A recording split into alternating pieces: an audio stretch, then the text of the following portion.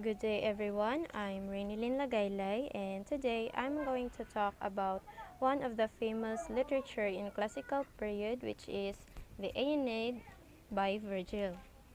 So first, the author, Virgil, or also known as Publius Virgilius Maru, is a Roman poet known for his epic, the Aeneid.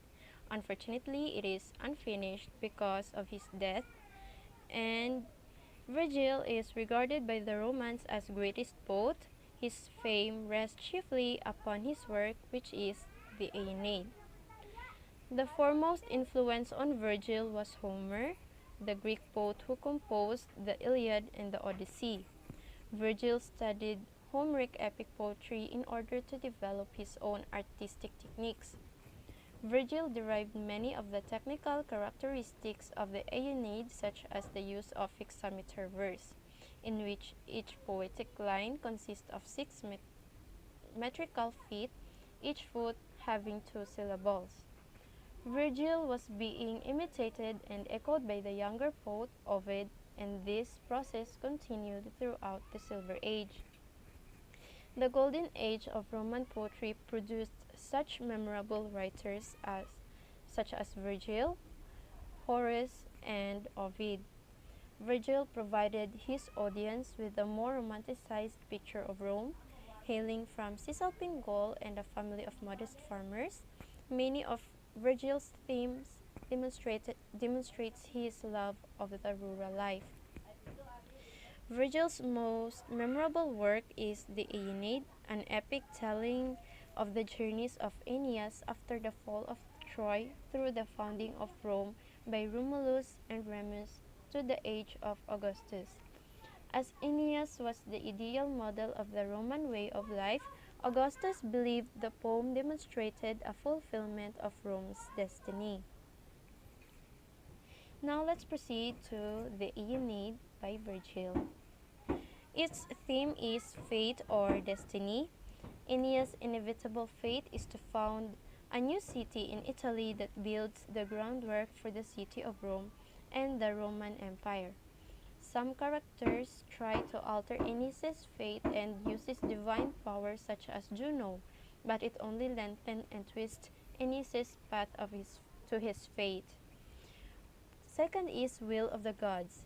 The Aeneid is caused by the changing will of the gods, particularly when Jupiter sends Mercury to remind Aeneas of his duty. The story of the Aeneid is set in the years immediately after the fall of Troy.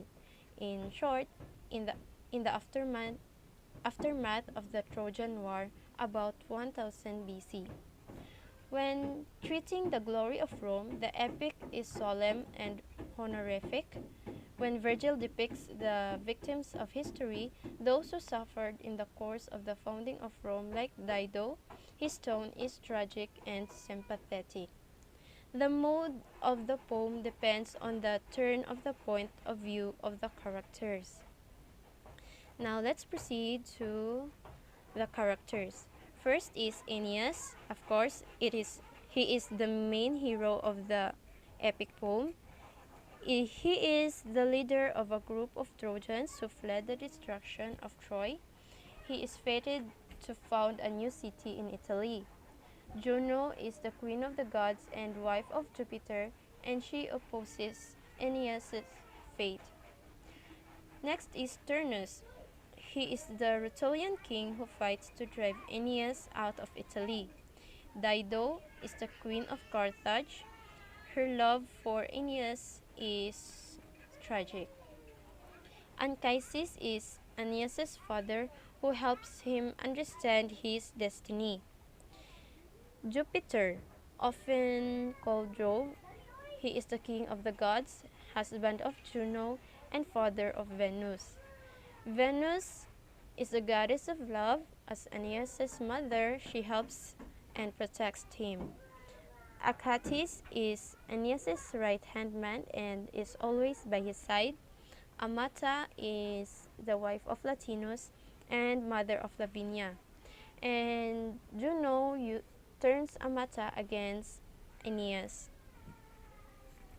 Ascanius also called Lulus, is Aeneas' young son, who will be a great forefather of the Romans. Camilla is a female warrior who fights with Turnus against Aeneas. Creusa is Aeneas' first wife, who dies during the fall of Troy. Pallas, the son of King Evander, and lastly Evander, the king of Pallantium and father of Pallas, and is a sworn enemy of the Latins, and Aeneas befriends him and secures his assistance in the battle against Turnus. So now let's proceed to the summary or the plot of the Aeneid. So the poem opens with the Trojan fleet sailing towards Italy when they are shipwrecked by a storm on the coast of North Africa caused by Juno, queen of the gods, who hates them and is trying to prevent them reaching Italy and fulfilling their destiny. Here they encounter Queen Dido, leader of the Carthaginians, who are recent immigrants from Phoenicia and are founding a new city, Carthage. Aeneas tells Dido of the destruction of Troy and his subsequent travels around the Mediterranean. He and Dido soon fall in love, but Aeneas is in danger of forgetting his mission in Italy. So the king of gods, Jupiter, sends his messenger Mercury to remind him of his duty. Aeneas' sudden departure leaves Dido devastated, and she commits suicide and pronounces eternal hatred between the future Romans and the Carthaginians. After a stop in Sicily, Aeneas travels to the underworld to speak to the ghost of his father, and he sees there the souls of the future great Romans. He is then finally able to arrive in Italy, where he is initially welcomed by the local king Latinus, who promises him his daughter Lavinia's hand in marriage. To seal in order to seal peace between Trojans and Latins. However, other Italians resent this arrangement, including Latinus' wife Amata and the Italian prince Turnus, who also hoped to marry Lavinia himself. War soon breaks out between the Trojans and the Italians. And Aeneas visits another local king, Evander, whose city is built on the site of the future Rome, and Evander agrees to ally his people with the Trojans and sends his um, son Pallas with Aeneas for his first experience of war. Pallas is presented as a sympathetic character, a brave young man whose life is just beginning, and Aeneas feels a strong affection for him. The war in Italy continues to rage, and Pallas is killed by Turnus and took his golden belt as a trophy. This caused a furious response in Aeneas. Aeneas agrees to a temporary truce and suggests he and Turnus should meet in a duel to avoid any more loss of life. But while the Italians are debating this, war breaks out again, and Turnus finally agrees to meet Aeneas in a single combat. But Juno arranges for the truce to be broken as well. However, when Jupiter persuades Juno to give up her hatred of the Trojans and accepted the Roman destiny, she removes her protection from Turnus. He and Aeneas meet again on the battlefield, and Aeneas wounds Turnus, who begs for mercy. Aeneas was about to spare Turnus' life, but when he sees that Turnus is wearing the belt of Pallas, he is filled and rage with anger and kills him on the spot. So the moral lesson of the epic po- poem is: first, anger and rage compels men into action. One example of this is when Juno's hatred towards Aeneas compels her to stop him from fulfilling his destiny. So she meddled with Aeneas' journey in order for him to fail.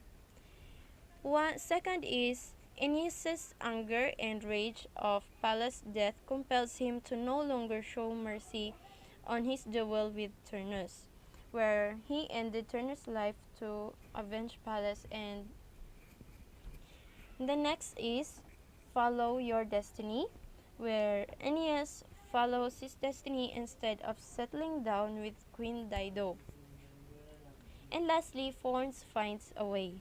No matter what the obstacles are, the Force will find a way to fulfill the mortal's destiny.